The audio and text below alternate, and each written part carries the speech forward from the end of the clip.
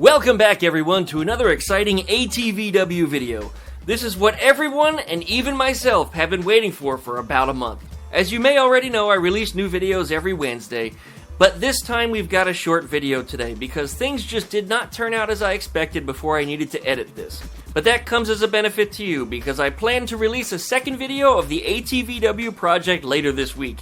That doesn't happen much, so I hope you guys enjoy it. Well, if you remember where we last left off, the engine was mounted on the ATVW.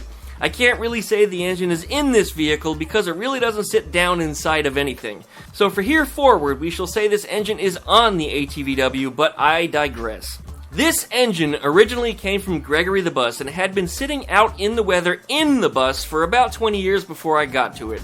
It was turning over then, and it did get stuck later, but I did manage to get it to turn over with surprisingly minimal effort, and the oil looked good, so I expected that this could be a candidate to make run. In a previous video, I pulled the spark plugs and found a helicoil that was mangled. Some people doubted my statement of it being a helicoil at all, and told me that it was just a piece of wire wrapped around a spark plug and probably jammed in the hole. But that's exactly what a helicoil is when you think about it, and that's exactly what you're looking at here, a helicoil, albeit a really mangled one. I hate these things for this reason. They always seem to come out, get mangled, and leave you in a stuck situation. I hope that the hole in the head wasn't wallowed out or ruined, so I used my tap and chased the threads and used an appropriate time-cert style repair part that threaded right into the head after that. I got lucky here. This looks like it should work out. This engine has a dual progressive Weber carburetor on it, a real Weber for that matter, but I really don't like these at all. It's a personal preference thing. Some people in my comments just rave about these things, but I think they're complete shit. They never work as anticipated, often needing strange modifications just to get them to even work right. But if you're a fan of these, or if you hate them, please post down in the comments what you think, but this one needs to go away. I'm not going to try and tune it, or clean it, or anything. It just needs to go.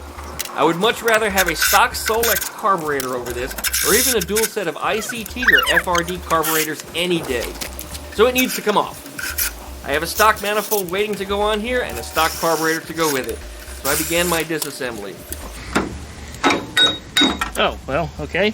That wasn't nearly as bad as I thought. Oh no. Oh no. Okay. This engine is a lot worse off than I thought it was.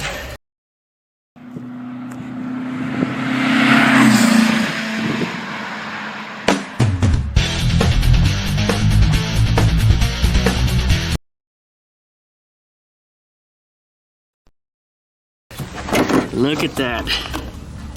Okay. I could imagine that it looks like that inside of the cylinders too. And yep, this engine's gonna need a complete tear down. Alright, so we're probably not gonna wind up using this engine on here. I'm gonna have to grab something else and see what else I can make work. Oh no. Oh no. That's just as bad. Oh, that's nasty. Oh, wow. Yep. Okay, we're in for some more serious problems here. I might be able to take these heads off and sandblast them out and put them back together, but this engine is probably going to need an entire top-end rebuild. Oh, I don't even know what the oil actually looks like in it. Dipstick looked good, but I haven't pulled the plug yet. Good news is, that carburetor now can come off, that piece of garbage. See if I can do any of this before the thunderstorm comes in. You hear a plane right now, but it's been thundering pretty good. There it is. Boom, boom. Let's see how much more I can get doing here before this stops. But this engine is gonna just pretty much get parted out and pushed aside. So that just might be what happens, or maybe I'll pull something from somewhere else. Well, all right. Let's keep taking this thing apart here. Just remove the generator. First thing first, we got to get that belt off there. This is how you mess up a good screwdriver.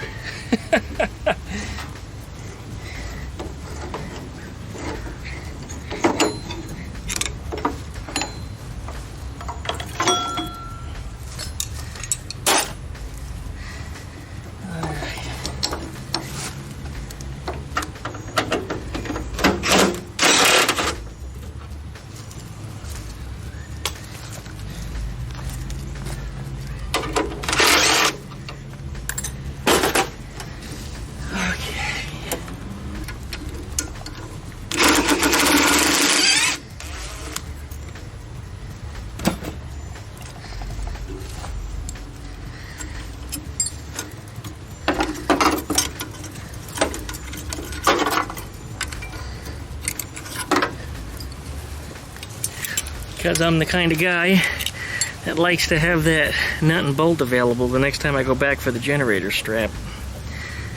I always put that sucker back on there. Words of wisdom. Alright. Providing there's no thermostat hooked up, I think this whole fan shroud should come off. Yep, no thermostat, as anticipated. They never have them in Florida. I still recommend installing the flaps even if you have no thermostat. Just wire them wide open. They direct the air to where it's supposed to go, and I think that's actually a rather important thing, even though this shroud doesn't have any. See? No flaps, no thermostat. Big debate as to whether or not you should have them in hotter climates. Volkswagen would have put them on no matter what, but here in Florida, or even if you live in, let's say, Arizona or some other tropical or desert environment, the engine gets to temperature pretty damn fast. Alright, looking down inside here, as I anticipated, it's full of dirt. I figured it'd be a squirrel's nest, but no, it's just dirt. Just lots and lots of dirt. This whole manifold can come off, along with this dual carburetor here. Anybody wants this, message me, hit me up, duckmancycles@duckshit.net. See if you can make me a good deal, and I'll get this thing sent off to you. There it is. Alright, I should be able to take these screws out and start pulling off the rest of this here.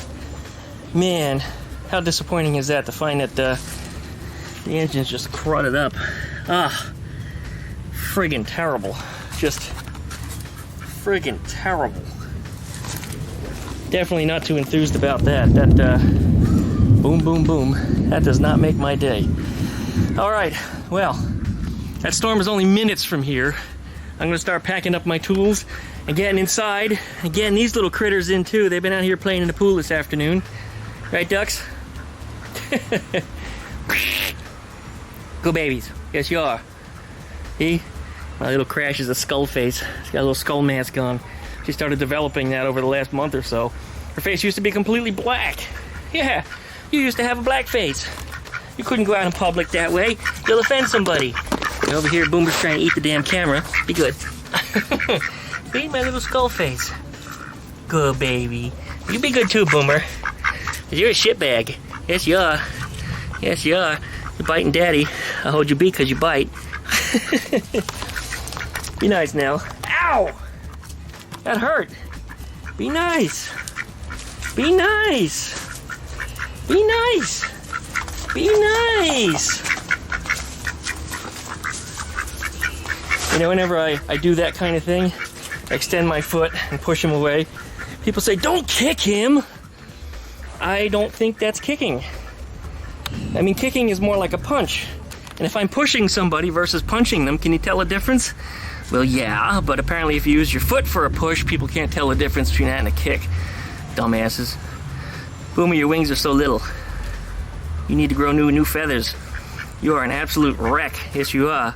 Your feathers are just ancient. You're a few years overdue for a molt. Alright, let's pack it in.